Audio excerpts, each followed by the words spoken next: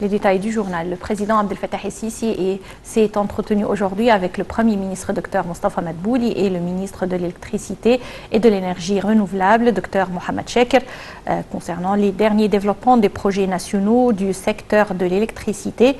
Au cours de la réunion, le président el-Sisi a donné ses directives afin de poursuivre les efforts de modernisation de l'infrastructure du réseau électrique national, notamment les centrales électriques et les réseaux de distribution afin de fournir l'électricité aux unités de logement et à d'autres installations. Le président el-Sisi a apprécié les efforts réalisés par la compagnie allemande Siemens dans les projets de développement en Égypte et ses réussites dans ce domaine.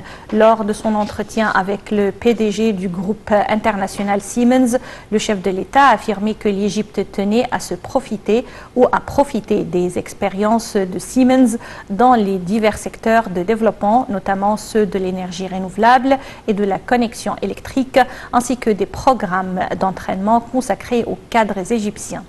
De son côté, le PDG de Siemens a exprimé la volonté de son groupe d'augmenter son chiffre d'affaires en Égypte dans le cadre de ses activités réussies et dans des conditions d'investissement convenables sous la houlette du président el-Sisi.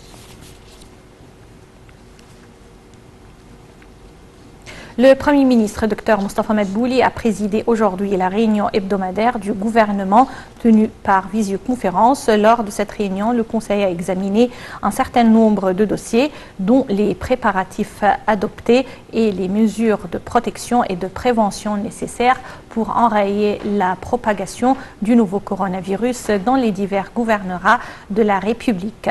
Les préparatifs pour la nouvelle année scolaire a été également évoqué au cours de la réunion. Le Conseil des ministres a en outre examiné le dossier de réconciliation concernant la construction illégale aux divers gouvernorats de la République. Le commandant de l'armée de l'air, le général d'armée Mohamed Abbas Helmi, a jugé impératif le développement continu des capacités de nos forces aériennes vis-à-vis de la fourniture de systèmes sophistiqués d'avions à missions multiples. Le général d'armée Mohamed Abbas Helmi s'est exprimé au cours d'une conférence de presse tenue à l'occasion de la fête de l'armée de l'air célébrée le 14 octobre de chaque année. Le commandant de l'armée de l'air a souligné la poursuite de la modernisation des avions d'entraînement pour être conformes aux avions à missions multiples et l'augmentation du nombre de simulateurs pour améliorer le niveau de formation des équipages dans le but de maintenir l'efficacité de combat et technique des avions. Les forces de l'armée de l'air assumant aussi la responsabilité de la sécurisation des frontières stratégiques du pays 24 heures sur 24 en coopération étroite avec les forces armées. Pour l'économie, les indices de la bourse du Caire ont enregistré des hausses collectives lors de la séance d'aujourd'hui soutenue par les opérations d'achat des investisseurs arabes et des institutions étrangères.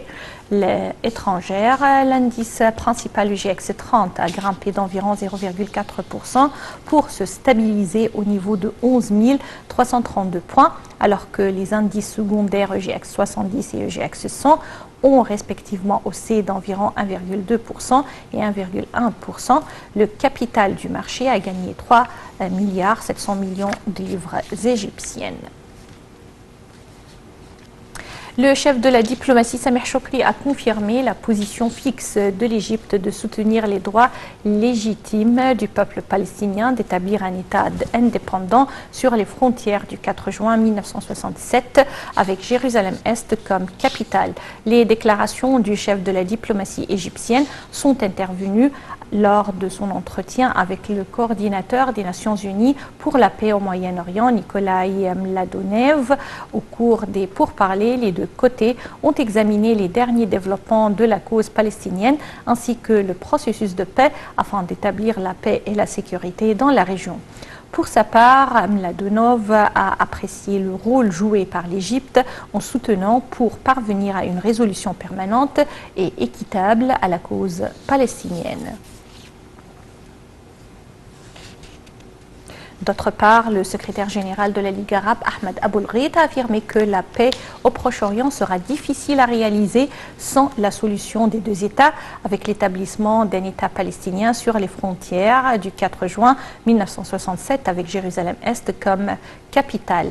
Les déclarations d'Aboulghait interviennent au cours d'un entretien avec le coordinateur des Nations Unies pour la paix au Moyen-Orient, Nikolai Mladenov. M. Aboulghait a indiqué que la stabilité dans la région est directement liée à la conclusion d'un règlement politique respectant la solution des deux États.